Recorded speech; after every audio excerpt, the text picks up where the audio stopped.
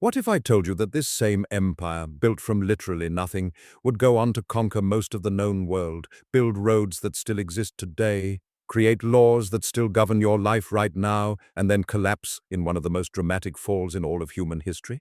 This is not just a history lesson. This is the greatest story ever told. Kingdoms rising, brothers killing brothers, gladiators, assassinations, emperors so powerful they thought they were gods, and one city that changed absolutely everything. This is the entire history of Rome.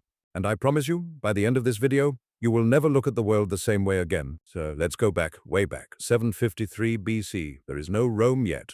Just a muddy riverbank on the Tiber River in central Italy. A few scattered tribes of farmers and shepherds living in wooden huts on 7 hills. But according to Roman legend, and this story is absolutely wild, everything starts with a she-wolf. 2 baby boys, twins, are thrown into the Tiber River to die. Their names are Romulus and Remus. They are the sons of the war god Mars himself. A king who feared their power ordered them drowned. But instead of dying, a she-wolf finds them on the riverbank, and she raises them, feeds them, keeps them alive. When Romulus and Remus grow up, they decide to build a city. But brothers being brothers, they immediately get into an argument about where to build it and who gets to be king. The argument gets so bad that Romulus kills Remus, his own twin brother, and then, completely unbothered, Romulus builds his city anyway and names it after himself, Rome. That's the kind of energy this civilization was built on from day one. Now historians debate how much of this is real. But here's what is real. Around 753 BC, settlements on the 7 hills of central Italy begin merging into something bigger, something that would change the world forever. For the first 244 years, Rome isn't even a republic or an empire, it's a kingdom, ruled by 7 kings, one after another, and these kings range from pretty decent to absolutely terrible. The first king, Romulus himself, is actually a pretty solid ruler. He builds the city, creates the Roman Senate, and organizes the military. Then comes Numa Pompilius, who builds Rome's religious foundations. Then Tullus Hostilius, who loves war so much he basically starts one every single year. Then Ancus Marcius, who builds Rome's first prison, because apparently they needed one by that point. But then we get to the last king, Tarquinius Superbus, which literally translates to Tarquin the Proud. And this guy's a tyrant. He rules through fear and terror. He murders senators. He ignores the Roman Senate completely. He does whatever he wants. But his downfall comes from something even worse than his own cruelty. His son assaults a noblewoman named Lucretia, and when Lucretia tells her family what happened, she takes her own life out of shame. Rome explodes. The people rise up, they throw out the entire royal family, they abolish the monarchy forever. And in 509 BC, they create something completely new, something the world had never really seen before, the Roman Republic. The Roman Republic is genuinely one of the most fascinating political experiments in human history. Instead of one king with total power, Rome creates a system. 2 consuls elected every year share power at the top. A senate of experienced leaders guides policy. Assemblies of citizens vote on laws. The whole point, make sure no single person ever gets too much power again. And for a while, it works beautifully. Rome starts expanding, first across Italy, then they fight the Latin tribes, then the Etruscans, then the Greek colonies in southern Italy. One by one, Rome either defeats or absorbs everyone around them. But expansion brings new enemies.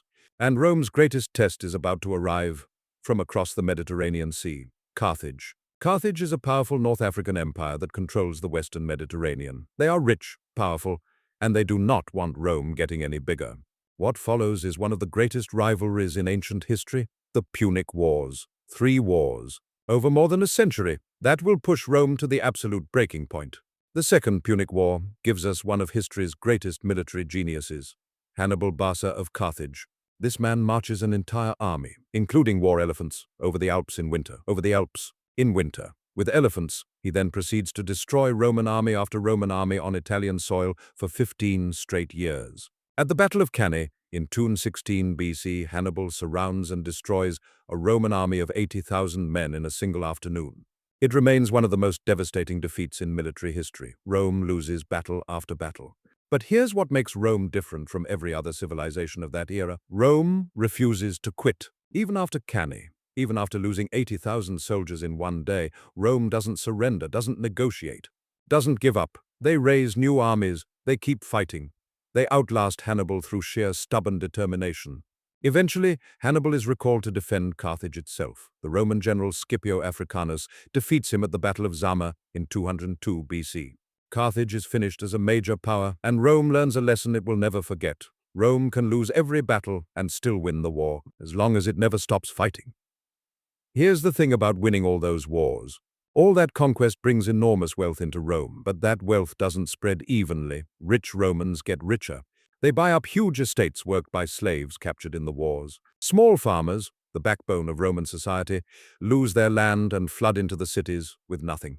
The gap between rich and poor becomes a canyon. And into this crisis step two brothers, Tiberius and Gaius Gracchus, who try to reform the system and give land back to the poor. Both brothers are murdered by the Senate establishment that refuses to give up their wealth and power.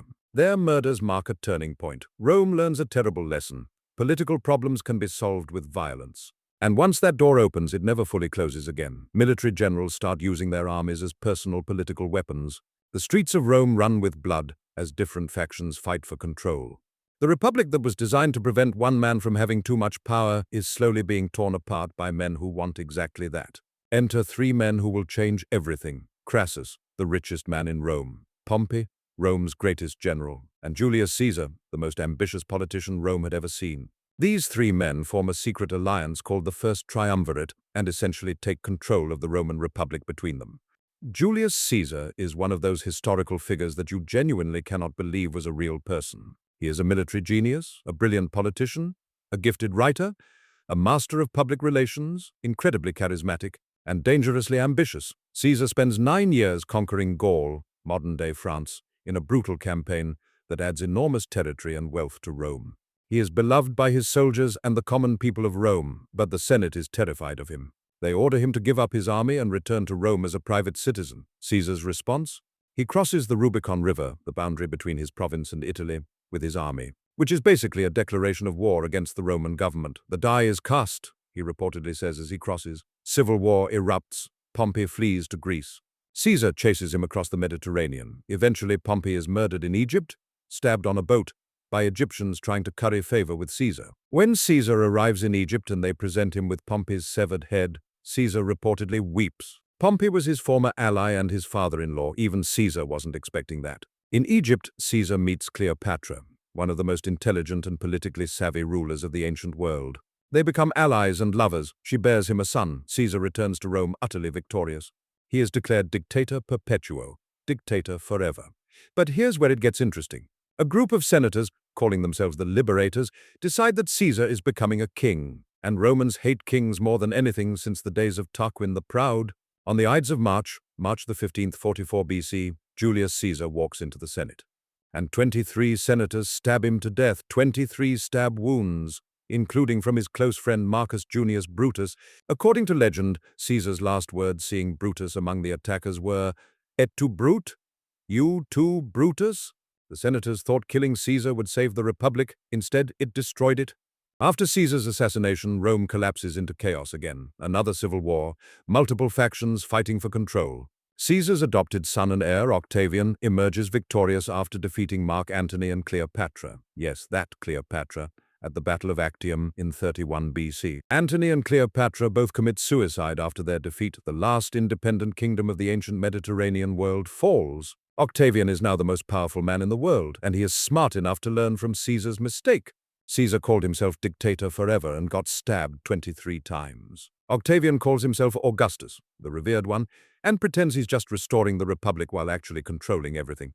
He keeps all the outward forms of republican government but holds real power himself. The Senate loves him. The people love him. The army is loyal to him. And with that, the Roman Empire is born. Even if nobody officially calls it that yet, Augustus rules for 44 years. Under him, Rome experiences the Pax Romana, the Roman peace. Trade flourishes, roads are built, culture explodes. The population of the city of Rome reaches 1 million people, the first city in Western history to hit that number. Augustus reportedly boasted that he found Rome a city of brick and left it a city of marble. He wasn't exaggerating. Now here's where Roman history gets genuinely entertaining. Because after Augustus, you get a parade of emperors ranging from absolutely brilliant to completely out of their minds. Tiberius, Augustus's successor, starts okay but becomes paranoid and cruel. He eventually retreats to the island of Capri and refuses to come back to Rome. running the empire from a party island. Then comes Caligula. Oh boy, Caligula. Caligula starts his reign so well that Romans call it a dream come true. He frees political prisoners. He abolishes unfair taxes. Everyone loves him. Then something happens, possibly an illness, and Caligula completely loses his mind. He declares himself a living god. He reportedly makes his horse a consul, one of the highest offices in Rome. He humiliates senators by making them run alongside his chariot for miles. He executes people for fun. He is eventually assassinated by his own Praetorian Guard after just 4 years. Then comes Claudius, who everyone had underestimated because he walked with a limp and stammered, who turns out to be a surprisingly effective emperor. Then Nero, who famously plays music while Rome burns, possibly literally, and persecutes Christians and kills his own mother. But then Rome gets lucky. After a chaotic year with 4 different emperors in 12 months, Rome gets the 5 good emperors, Nerva, Trajan, Hadrian, Antoninus Pius, and Marcus Aurelius, nearly a century of brilliant, stable rule. The empire reaches its greatest extent under Trajan, stretching from Britain in the northwest to Mesopotamia in the east. Marcus Aurelius, the philosopher-emperor, writes his personal journal, which survives to this day as the Meditations, one of the greatest books ever written about how to live a good life. At its peak, the Roman Empire contained 70 million people, roughly 25% of the entire world's population at the time. But nothing lasts forever. After Marcus Aurelius dies, the empire begins a slow, painful decline that takes centuries. His son Commodus, who thinks he's actually the reincarnation of Hercules and fights in the gladiatorial arena, is eventually strangled in his bath by a wrestler hired by conspirators. What follows is called the crisis of the 3rd century, 50 years of chaos. Military generals seizing power and being overthrown constantly. In 50 years, Rome has over 50 different emperors, most of them murdered by the next guy in line. The economy collapses. Plagues sweep through the empire. Barbarian tribes press on the borders from every direction. Emperor Diocletian tries to save things by splitting the empire in 2, eastern and western halves, to make it more manageable. Then Constantine becomes emperor, and in one of the most consequential decisions in human history, converts to Christianity and makes it the official religion of the Roman Empire. In 313 AD, forever changing the course of Western civilization, but the Western Empire keeps weakening. The barbarian pressure keeps increasing. In 410 AD, the Visigoths, a Germanic tribe, sack Rome itself, the city that hadn't been touched by a foreign enemy in 800 years. Romans are stunned. Saint Jerome writes that the whole world perished in one city. The end finally comes in 476 AD. A barbarian chieftain named Odoacer deposes the last Western Roman emperor, a teenager named Romulus Augustus, and doesn't even bother replacing him. The Western Roman Empire simply stops existing, from a she-wolf on a riverbank to the greatest empire the Western world had ever seen, and then gone. 229 years of history. Over. But here's the thing, Rome never really died. The Eastern Roman Empire, what we call the Byzantine Empire, survives for another 1,000 years, until 1453. The Catholic Church inherits Rome's organizational structure and Latin language and spreads it across the entire world. Every time you drive on a straight road, that's Rome. Every time you walk into a building with arches and columns, that's Rome. Every time you participate in a democratic election or stand in a court of law, that's Rome. The very calendar you use every single day, that's Rome. The languages of Italy, France, Spain, Portugal, and Romania are all direct descendants of Latin, the Roman language. Julius Caesar's name became the word for ruler in multiple languages, Kaiser in German, Tsar in Russian. Both come directly from Caesar. Rome didn't just build an empire. Rome built the foundations of the entire Western world. And those foundations are still holding up everything around you right now. From 2 orphan boys raised by a wolf on a muddy riverbank to the foundation of modern civilization itself. That is the entire history of Rome. If your mind is blown right now, smash that like button because this took an incredible amount of research to put together. Subscribe because we have more epic history coming every single week. And comment below, what part of Roman history do you want us to go deeper on next? We'll see you in the next one.